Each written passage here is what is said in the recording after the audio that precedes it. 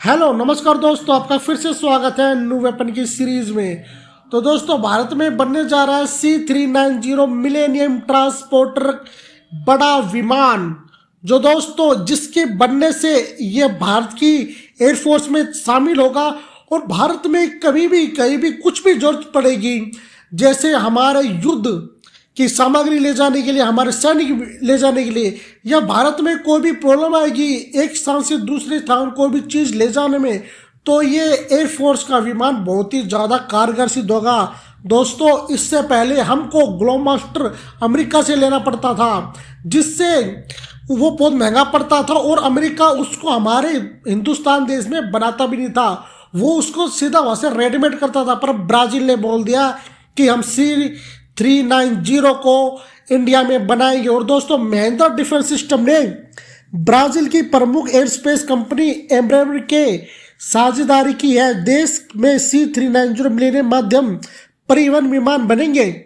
इससे भारतीय वायुसेना के पुराने कार्गो प्लेन हटा दिए जाएंगे। इसके अलावा दोनों देश हवाई चेतावनी और नियंत्रण प्रणाली और अन्य डिफेंस सिस्टम पर भी मिलकर काम करेंगे। तो दोस्तों, एक बहुत ही बड़ा मूव है, क्योंकि अब दोस्तों देखो, जितने भी फाइटर जेट है, जितने भी सबमरीन है, कोई भी हथियार ले लो, यानी कि एस फोर्स सिस्टम से भी लेकर भी, और ये बड़ा विमान C390, सभी विमान अब हिंदुस्तान में बनते। बेशक हम किसी दूसरे देश से ले रहे हो, पर वो बनेगा हिंदुस्तान में ही। ये एक बहुत ही बड़ा मूव है भारत सरकार का।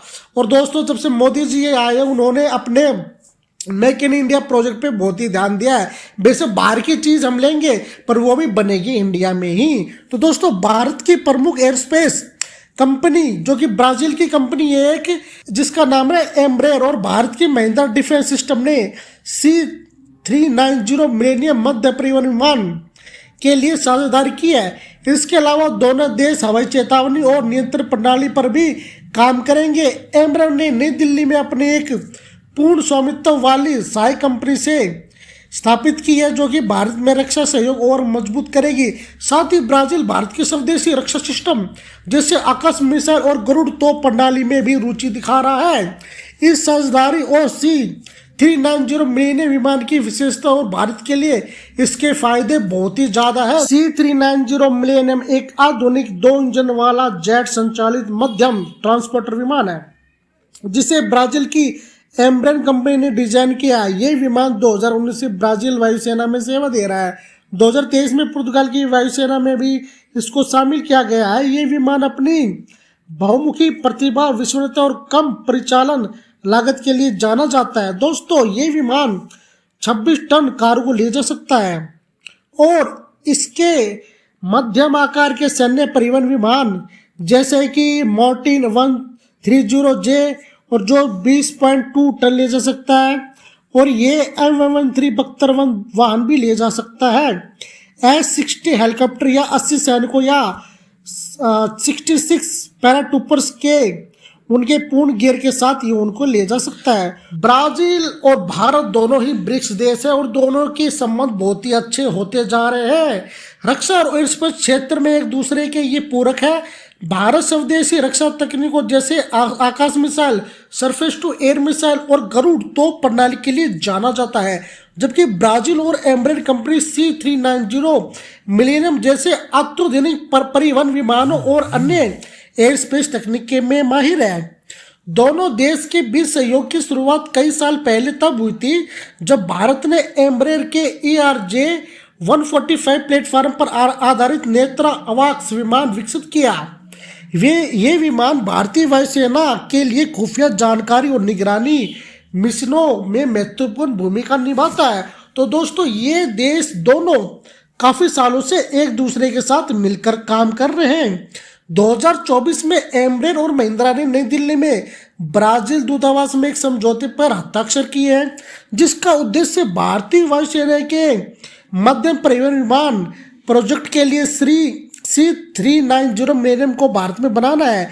ये साझेदारी न केवल भारतीय वायुसेना की जरूरतों को पूरा करेगी, बल्कि भारत में एशिया प्रशांत क्षेत्र में C390 विमानों का एक उत्पादन केंद्र बनाने की संभावना भी तलाशेगी। दोस्तों, कार्गो और सैनिकों का परिवहन, हवा से हवा में ईंधन भरना, मेडिकल निकासी, खोज और बचाव हवाई फायर में अगर कहीं फायर लग जाए तो उसके लिए, और मानवीय मिशन या कच्ची अस्थायी हवाई पट्टियों पर भी ये उतर सकता है।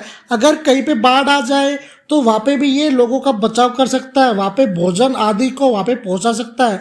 दोस्तों, भारत की नई ISR वेरिएंट जैसे 390 IVR कहा जाता है, समुद्री निगरानी और आपदा प्रबंधन के लिए डिजाइन किया गया है।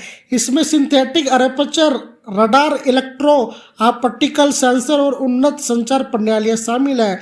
दोस्तों, 11,500 उड़ान घंटों के साथ 80% परिचालक उपलब्धता और 99% से अधिक मिशन पूरा करने की दर 2023 में ब्राजील वायुसेना द्वारा पूर्ण परिचालित क्षमता प्राप्त नाटो मानकों के अनुरूप 3 घंटे से कम समय में विभिन्न मिशनों के लिए पूरा करने वाला जाना जाता है इसको।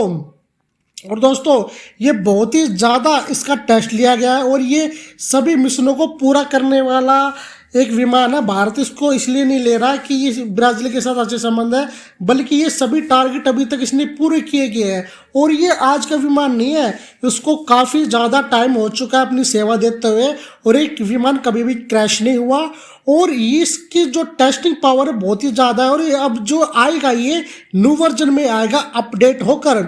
तो दोस्तों, भारतीय वायुसेना के पास अभी इंटोनोव AN-32 जैसे पुराने परिवहन विमान है, C-390 इनकी जगह ले सकता है और इंडियन एयरफोर्स की ट्रांसपोर्ट क्षमता को बढ़ा सकता है।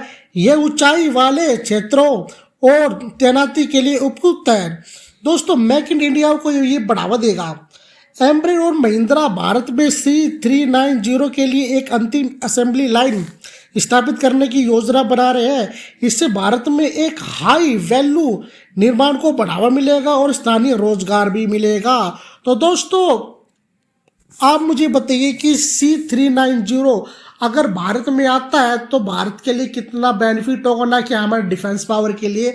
अगर हमारे देश में कोई भी आपदा आ जाती है, जैसे कहीं पे आग लग जाती है, कहीं पे बाढ़ वगैरह तो हमारे देश में आती रहती है, तो ये उनमें कितना सहायक होगा।